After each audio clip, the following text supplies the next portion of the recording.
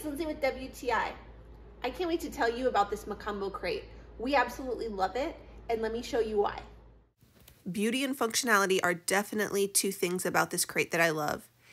The wood is beautiful, but also it has so many awesome functionality designs, like popping this top. You can see inside it has so much space. The wood is high quality, but also I love that it has the plastic tray inside, so if there is a mess, it's easy to clean up.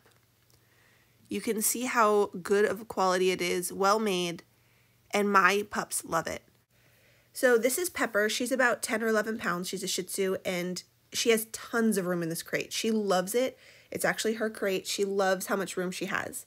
But if you have a larger dog, like our dog Lily, it still has tons of room. So it just depends on what your needs are and what your animal's needs are. I like that either of my dogs can fit well and have plenty of space, but also that as Lily grows, if I need to, she still has tons of space. Now this is my favorite part.